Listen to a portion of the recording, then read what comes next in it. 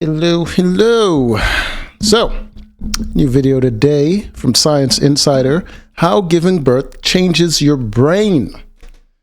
Makes you think, doesn't it?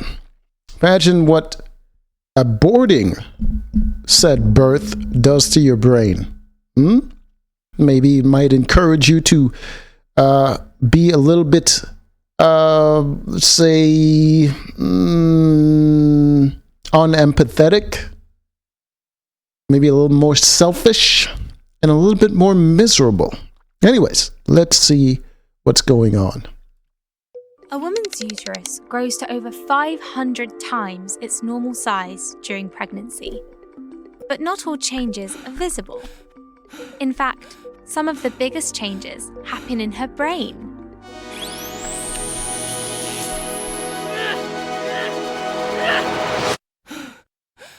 When a mother sees her newborn for the first time, it's love at first sight. Literally.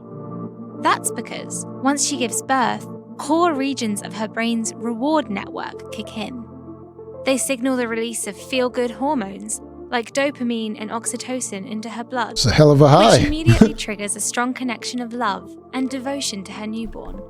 In fact, studies show that recent mothers have similar levels of oxytocin as romantic couples who are newly in love.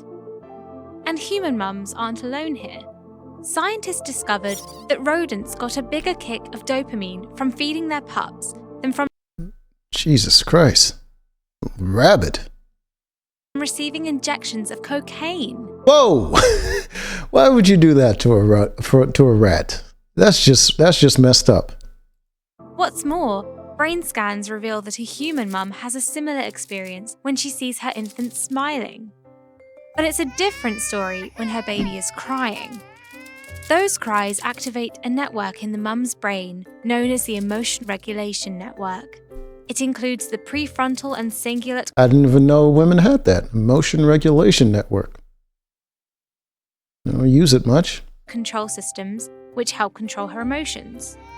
And that's important, since it can be easy to lose your temper when you're running on very little sleep and are distressed by the baby's cries. And while motherhood can be exhausting, new mums are actually more alert than normal, thanks to their brain's salience network. Scientists think giving birth activates this network to help a mother detect threats and protect her infant from harm, especially in dangerous situations when that network can help ramp up adrenaline. But on a daily basis... Well, that seems like a problem, especially in a modern age where babies are usually safe in the home and well protected. A woman being that sort of alert and anxious might be a little bit stressful. Mum needs to understand her newborn's needs. To accomplish that, she uses empathy, which comes from her brain's social network. It involves... She uses empathy. Okay. So just recognizing that the baby is distressed and just checking on the two things that could be a problem. It's either, well, three things. It's either hurt, it's hungry, or it needs to poop. Yeah. The insula and amygdala, which researchers found became more active when mums looked at photos of their babies in distress compared to neutral photos. But it's not just the mum's brain that changes.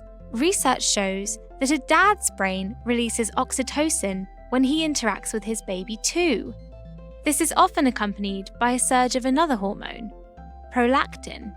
It's often called the milk hormone because it triggers the production of breast milk.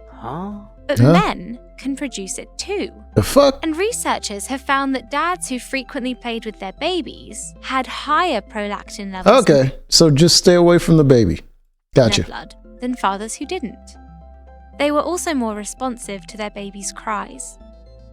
So they literally become a bitch. Yeah, we go, a little distance from the baby wouldn't hurt. in the end, having a child is a big change. Not just for your lifestyle, for your brain too. Okay, well, that was fascinating. Troubling information. Anyways, until next time.